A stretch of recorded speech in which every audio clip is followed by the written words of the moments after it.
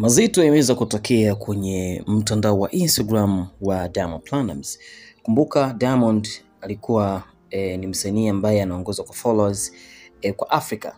Nazungumzia ni msanii ambaye kiukweli amejizuia followers wengi sana katika mtandao wa Instagram. Sasa kuna changamoto imeweza kumpata Diamond ambapo ameweza kuwa ni mtu ambaye ameingia kwenye matatizo na mashabiki zake, ambapo amepoteza mashabiki wa kutosha, na mashabiki hawa ni mashabiki ambao walikuwa wamemfollow, na sasa ameingia katika changamoto nyingine ambapo watu zaidi ya 50,000 wameweza kumunfollow kwa muda mchache, lakini sasa kwa takwimu niliyopata ni zaidi ya watu 100,000.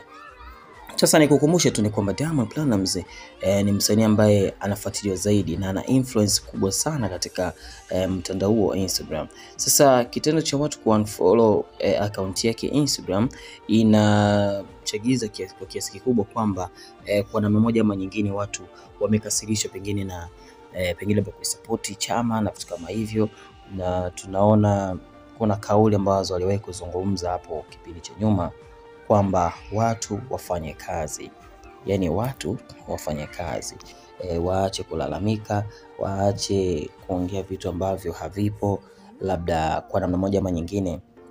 Ndio kauli mbaya kwa kutokea katika career ya Diamond Platnumz kwa mashabiki zake. Sasa pengine labda anaweza akahisi labda watu wamuhitaji, lakini watu wanamuhitaji kwa sababu ni kioo cha jamii, lakini pia hii inaleta picha halisi kwamba Diamond Platnumz ni kuna sehemu amekosea. Sasa before alikuwa ana followers milioni 18.8. Maana yake ni kwamba followers milioni 18.8. Sasa hivi kienda kwenye upande wa Instagram yake unaona kabisa kwamba Diamond kitu hicho kimeweza kuwa tofauti, na amepata followers yani wameshuka. Sasa hivi ni 18.7, na ni watu ambao ni wengi sana ambao wameweza kumunfollow. Ni zaidi ya watu 100,000, yani ni zaidi ya watu 100,000 wamemunfollow Diamond Platnumz, na hii inaonekana kabisa kwamba watu wako very serious katika hii issue, na kiukweli mashabiki zake wameonekana kukasirishwa na vitu vilivyokuwa vimefanya hapo mwanzo. Sasa kitendo cha watu kuunfollow account ya Diamond Platnumz kumeibua hisia tofauti miongoni mwao, wengine wakizungumzia ni kitu gani kimewafanya mpaka kuweza kuunfollow kuweza kumunfollow Diamond, na wengine wameelezea kiundani kabisa kwamba makosa gani ambayo ameyafanya Diamond mpaka watu kuweza kuleft katika account yake ya Instagram. Kumbuka kuna kampeni ya Mange Kimambi kuunfollow wasanii wote au sobana, kwa sababu hawana msaada wowote kwa wananchi. Sasa wengine unajua ukifuatilia katika zile comment au post mbalimbali kwenye comment unasema unfollow Diamond, unfollow Harmonize, unfollow Alikiba. Ni kitu ambacho wengi wamekuwa wakikizungumza. Sasa hivi kinaonekana kuwa real kwa sababu tayari kipindi cha uchaguzi kimeshapita, na tayari matokeo yameshatangaza, na pia maisha mengine yanaendelea kama kawaida. Sasa kitendo cha watu kuunfollow account ya Diamond, hii inaashiria kabisa kwamba watu kuna kitu wamekosewa. Sasa ninajaribu kusoma hisia za mashabiki ambazo zimeweza kutokea, kwa sababu kupitia mitandao mbalimbali kijamii wamezungumzia ni kwa namna gani wameweza kuunfollow page ya Diamond. Mmoja kaandika tuendelee kumfollow Diamond kwa speed, yeye alivyoamua kutusaliti mashabiki zake wa Tanzania. Yani yupo yani watu tuko kwenye jonzi, tumepoteza ndugu zetu, lakini mtu anatuona anapost eti toa sasampa hivi, huyu jamaa anajikuta nani? Ndio mlitaka mujenge sanamu kwa sababu kuna ile kampeni ya kujenga sanamu la Diamond kwa makubwa aliyofanya. Of course hakuna mtu asiyefahamu mazuri ya Diamond aliyofanya kwenye muziki wake wa Bongo Flava, na kingine ni kwamba Diamond Platnumz amefanya makubwa sana ndani na nje ya nchi ya Tanzania, na muziki wake unapendwa sio Tanzania tu. Kwa hiyo watu wamemfahamu Diamond kupitia muziki. Kwa hiyo muziki wake ndio unaona hata hawa followers wamekuwa wengi sana katika upande wa Instagram. Sasa kitendo cha watu kuomboleza matatizo yaliyotokea, kuna misiba imetokea, yeye aliposti Sasampa. Sasa ni kitu ambacho kimeweza kuwakera watu. Mwingine sema ila kuna muda unakera.